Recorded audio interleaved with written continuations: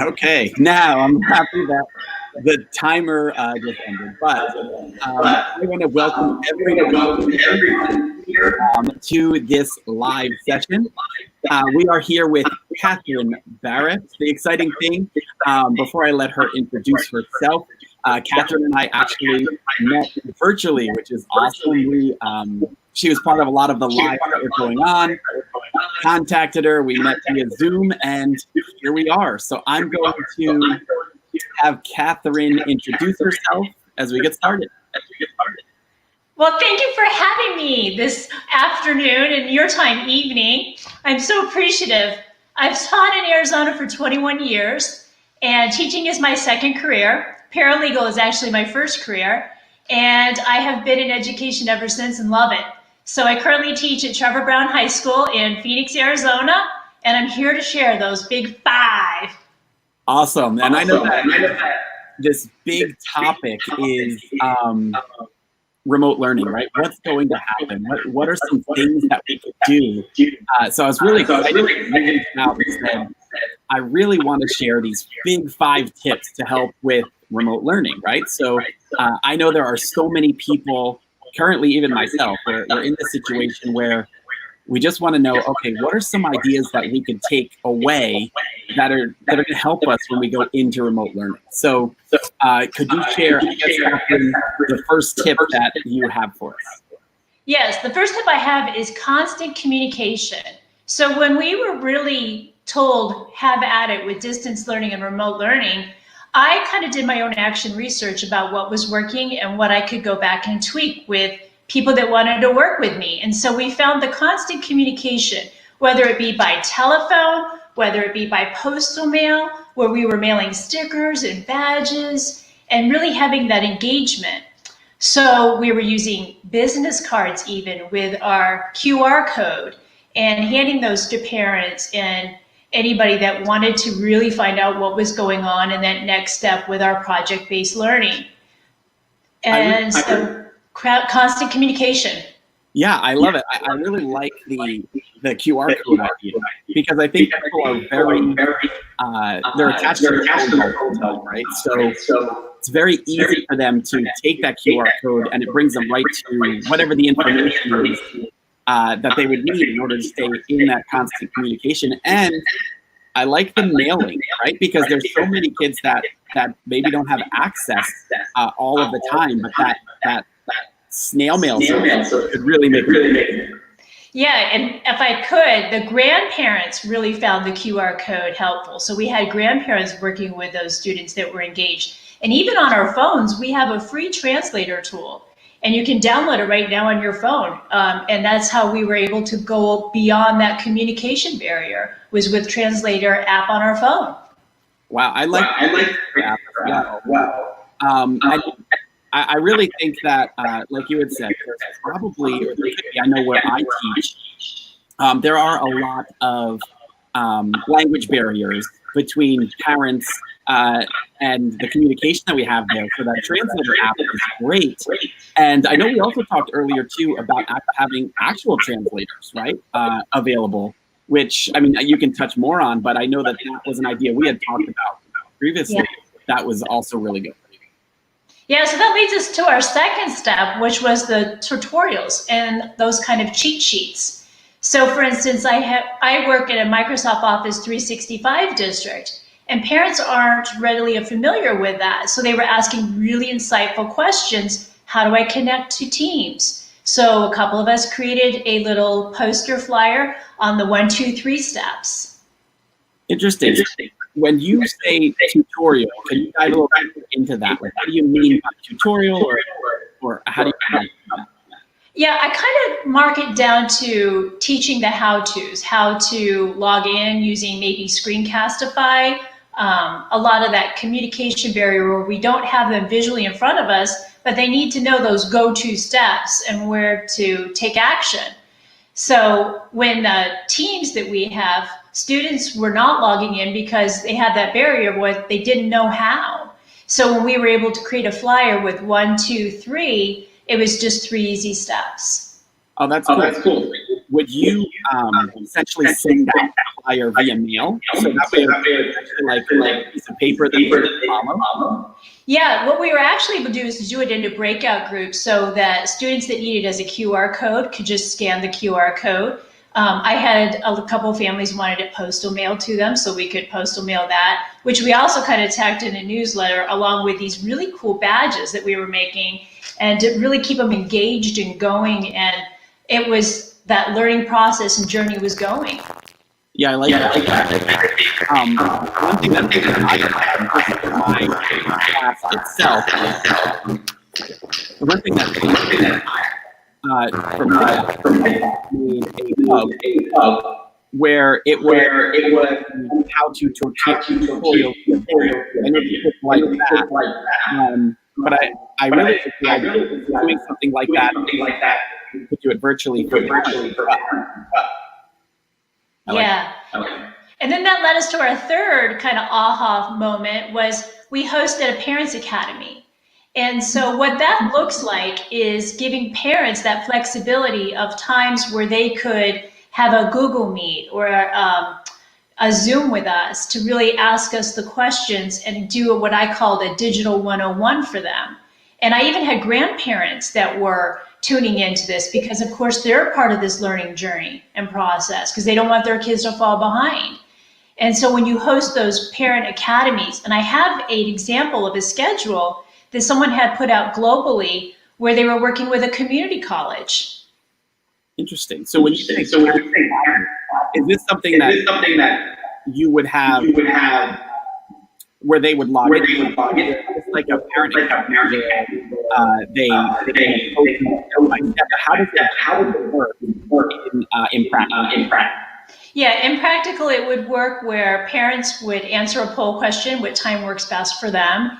And we would break down between the three of us that were working together times where it would fit our schedules to really meet with those parents, whether it would be clicking in a Zoom or a telephone call, or maybe they just needed a newsletter, so that we had that academy kind of going so that they could stay in lock, key, and step with the learning process, because that's what we didn't want to lose. Yeah, I think that's keeping the parents. And I like the fact that there's multiple options, right? So when there's remote learning going on, I think sometimes our thought process is it's only the only access people can have to this. And I understand that it is a key component having that access, but I really do like the fact that you have multiple avenues planned to reach parents, because I do agree. I think that in that remote learning, that's a key tip, that you have access either via phone, via mail, via a Zoom chat where you can kind of make sure parents are in line. And I like that it's an academy, right? It's something that they can take part in, almost like school as well. I like that. Yeah. And then that led us to our next finding, which was the virtual announcements. So we were doing these, some districts were allowing Twitter blasts. So it would just be like a Twitter announcement post. Some were allowing newsletters, and you could be as creative as you wanted with that virtual announcement. And parents really appreciated these. The grandparents appreciated. Even we had senators and legislators that were appreciating these because they were asking those important questions. Where's this learning taking place and how?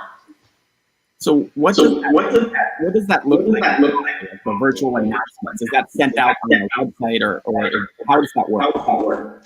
Well, for each teacher, it looked different, which was okay to do because we had that differentiation.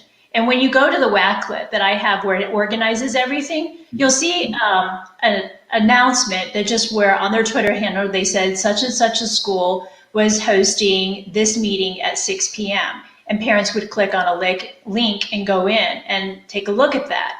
Or it could be a newsletter that was done through some free software. I know you and I are familiar with it. It's called Smore, S-M-O-R-E, where teachers could really create an easy to use newsletter and they would send that out. But that virtual announcement was, I'm collecting all work for Unit 1, or this is the word of the week, or joke of the week. Yeah, I like that. I like the idea. Because I know my district, we use Google Classroom, right? So one simple idea is to make a classroom specifically for the parents, right? Where those announcements can be put out, or an open classroom that could work well as well. So I like that, the concept of virtual announcements and kind of integrating it so each teacher could do it however they like, and how it can kind of fit into whatever system, as long as it's keeping the parents informed. So I like that. Yeah, and at the high school level, we were even to weave in the extra content areas, like science was meeting with English and English was meeting with mathematics. It really promoted collaboration, I think, at its fullest, like we've ever seen. Yeah, I would imagine, because you can actually have one another at almost a scheduled time, right? So it can really, you can kind of interact and collaborate. I like it. Yeah, I think that's a great tip. And my last one I kind of found in our whole discovery was helping with at-home learners. And what this looked like was I got a news article from a college alumni in Villa Julie, Stevenson, Maryland, and he was a corporate worker and employee and wasn't sure how or what to do for the next steps for teaching reading to his children. So he started with YouTube, and he videoed his child reading the book and struggling with a few vocabulary words and how he was getting his child over that obstacle. And he actually sent the teacher the video YouTube to grade. And I thought this was genius because it is transparent, and it was what we had at the time. And they're still in that learning mode of trying and learning. And so there was an article, and I have the QR code up for us on the Wacklet, that shows the direct link to that news article, because it was just very profound that how they were giving something and just went the extra mile for that teacher, and the teacher then went the extra mile beyond. Yeah, I can see that. Doing anything along those lines could really enhance the whole experience, right? It can really make things kind of click to the point where it gets people excited to take part. So I like that. Yeah. So with those 5 big tips, you really have a successful program where you have your content area going along, and then the teachers really infusing at each level with our software platforms that we've received in professional development. Yeah, I like that. Now, here's my question. If you could, would you be able to just recap all 5 so we have all of them in almost not in place, but all of it at once? Okay, here's step 1, step 2, step 3, step 4, step 5, to kind of remind us of those 5 big tips. Yeah. Okay. Yeah. Constant communication. Okay. Tutorials, cheat sheets. Host a Parents Academy, Digital 101. Virtual announcements. and helping with at-home learning. I love it. And we just had Jennifer just said, can that QR code or link be sent out to people that are on the live? Do you have access to that, or maybe we can share it in the group where we can kind of put that in the comments or anything like that? Yeah, I actually have it linked into your brand new Facebook group, Teacher Success Lounge. Okay. And when you actually scan the QR, you'll even see examples underneath the topic. And if participants want to contribute, they can by all means, and then they just click the plus sign and they can add their artifact. Oh, okay, great. So I think I did post something, but that's probably Jennifer, check that out. I'll try and link it all in this chat so that it'll be accessible there as well. Cool. Yeah, I think that would be really helpful just because I know that resource could probably be invaluable to so many people, even just to look at, okay, here's an example of what something like this would look like. Cool. Yes, especially with the tutorials, because because your Facebook group is global. Yeah. And as all these teachers are contributing, like the aha moments, we're really getting through this time together, and we're sharing and partnering, and that's important. Yeah, I agree. I think, and especially as this continues to grow and we have more people sharing, obviously, as times go on, we're going to be tackling ideas and kind of coming together. How do we do this together, right? So I think that it's going to be extremely important, and the more people join in, the better, right? Oh yeah, because we have so much at us. I feel as a teacher that's thrown at us to do, and we're thinking, well, what's my first step? And that's kind of how I started working with 3 other teachers that were having anxiety and couldn't sleep at night. And so I said, well, let's just sit down and brainstorm together some really 5 key components that we can do that's in our sphere of influence. Yeah. And these 5 points are what we can control. And that's, I think, important for teachers, parents, and grandparents, and everybody to know at this time. Yeah, I agree. I love it. And to answer Jennifer, I'll send you this link personally, but I'll take it live in this YouTube live. Since we're going live in YouTube, I'll put the link in there also once we're done with this, so you'll be able to get it multiple different ways. Cool. So, Catherine, is there anything else you want to share just before we end this session? You've given us your 5 big tips. I really appreciate you coming in and doing that. Is there any other last mini tip or anything like that you would want to share? Subscribe to your newsletter. Subscribe. Yes, I do have to say your newsletter.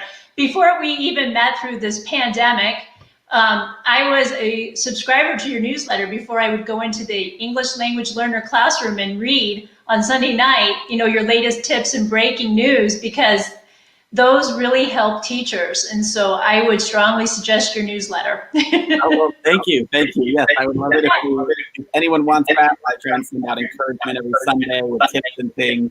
So that would be great. You can go right on and join. If you went to teachonomy.com, you can find how you can do that. So that would be awesome. Thanks for that little plug. And I'm really glad that you have enjoyed that newsletter, because my goal with that is to just encourage teachers as they start the week, right? That's the goal.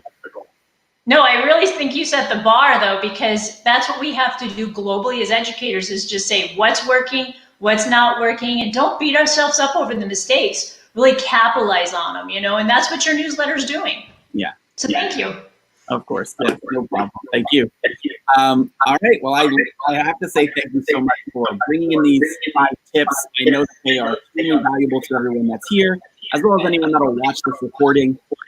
I will also, like I had said, I'll put the links in underneath here, as well as on YouTube, so people can grab that QR code that you have shared in our group to make sure that we can get as much access as possible. Yes, and please contribute to it. Yes, that would be fantastic. Anyone that wants to contribute to it, it's just going to help it grow. So I think when you go into that QR code, you jump in, contribute, make it the biggest thing possible, right? So we can contribute. Awesome. All right. Thank you. All right. Thanks so much, Catherine. I will talk to you soon, and everyone else. We will have. I will keep you in in the loop of when our next live session will be. But until then, we'll see you soon.